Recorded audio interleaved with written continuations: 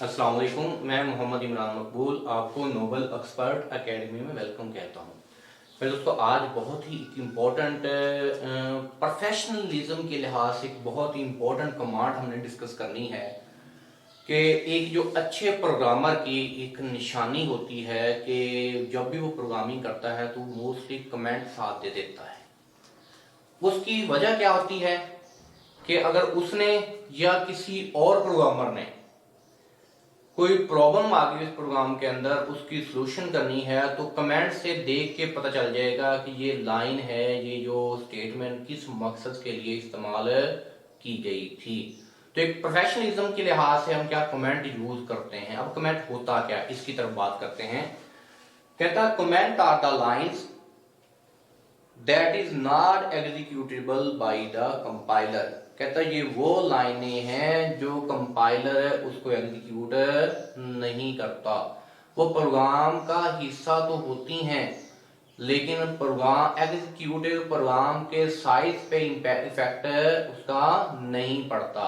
समझा की बात की, रिपीट कर देता हूं। कहता कमेंट आर द लाइंस, वो प्रोग्राम का हिस्सा तो होगा, प्रोग्राम में लिखी तो जाएंगी, लेकिन कंपाइलर उसको इग्नोर कर देता है, कंपाइलर उसको एग्जीक्यूट नहीं करता। समझ आ गई बात की यहां तक। और ये क्या करता है, किसी भी प्रोग्राम की रीडेबिलिटी को बढ़ाता है। अब बात है रीडेबिलिटी की, मैं इसके बारे में बता देता हूं। कहता है रीडेबिलिटी क्या होगा।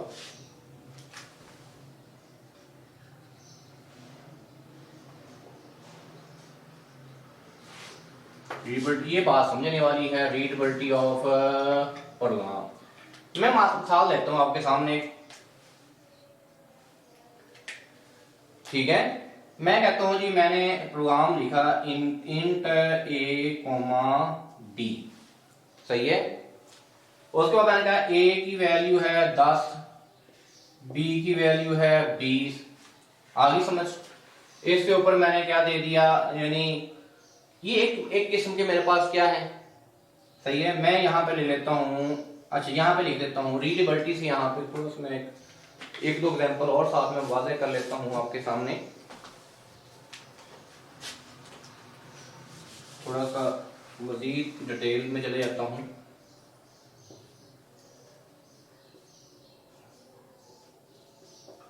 क्लियर स्क्रीन, ए की वैल्यू 10, बी की वैल्यू 30। समझ आ गई बात की। अब किसी पर बंदा एक प्रोग्रामर है, उसको पता नहीं चल रहा कि ये क्या चीजें हैं। नया प्रोग्रामर है तो उसको पता नहीं चल रहा ये क्या चीजें हैं, यूजर को पता नहीं चल रहा ये क्या चीजें हैं। तो एक अच्छा प्रोग्रामर क्या होगा, इस प्रोग्राम की रीडेबिलिटी के लिए क्या लगाएगा, कमेंट लगाएगा।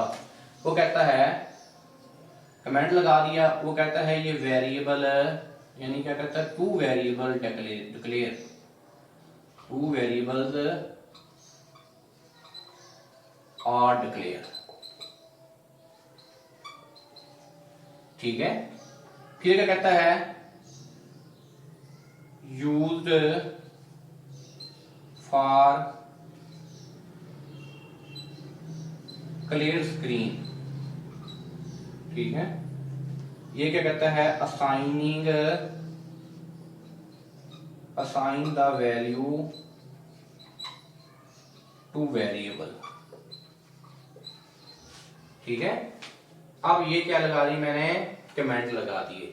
अब ये है रीडेबिलिटी, ये है रीडेबिलिटी। अब एक बंदा आया, उसने देखा इंट ए बी क्या है, वो फौरन समझ गया। जब यहां से कमेंट पड़ेगा तो फौरन अंडरस्टैंड कर लेगा कि दो वेरिएबल यहां पे डिक्लेयर किए गए हैं। अब उसको बहुत सारी समझ आ जाएगी। आज इस तरह फिर क्या करेगा, यहां पे कहता है ये फंक्शन किस लिए लगाया उसने, क्या इसका मकसद है।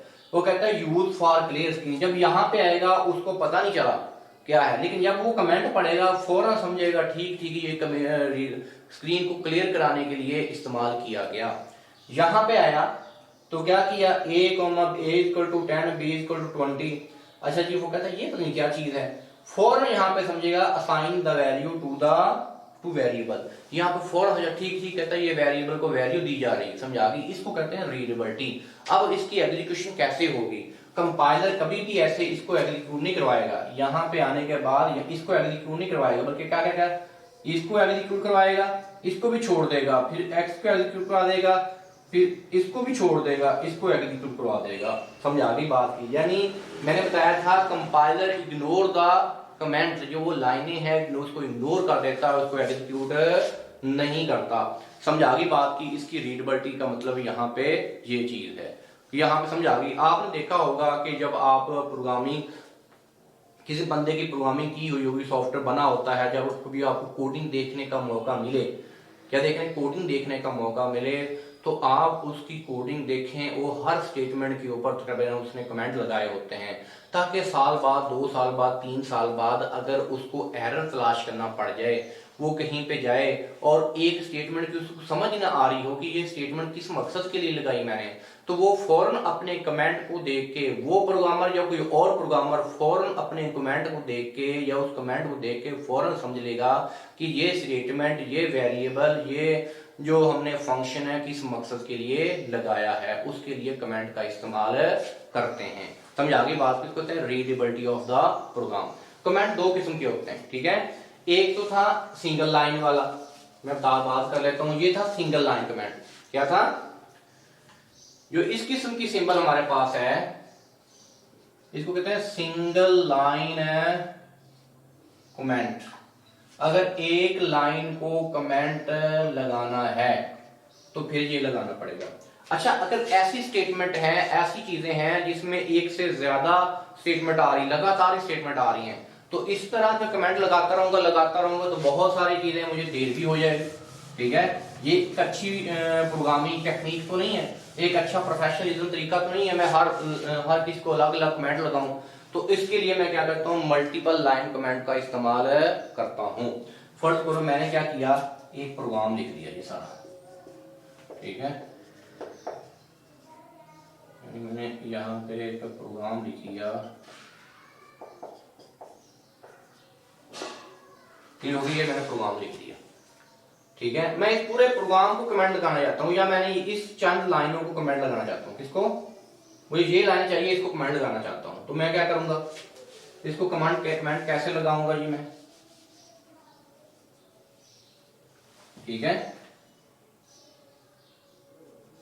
ये डबल स्लैश है, ये सिंगल स्लैश डाल के स्टार कर देना, यहां से शुरू, ये पूरी क्या की मध्यम हो जाएंगी, डिसेबल हो जाएंगी।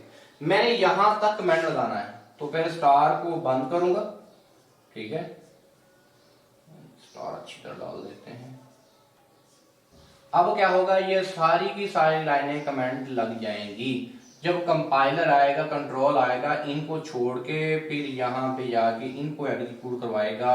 इनको एग्जीक्यूट उसने नहीं करवाना, क्योंकि इसके ऊपर कमेंट लगा चुके हैं। तो समझ आ गई बात की? कहता है कमेंट, ये सिंगल लाइन कमेंट था, ये मल्टीपल लाइन कमेंट था। पेपर में आपसे वो पूछ सकता है कि मल्टीपल लाइन कमेंट लगाने की सिंबल कौन सी है, या सिंगल लाइन कमेंट लगाने की सिंबल कौन सी है। वैसे उम्मीद है आपको इस टॉपिक की समझ भी आ गई होगी।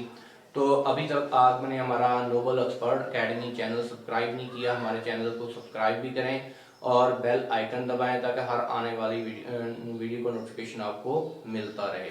जज़ाकल्लाहु खैरन।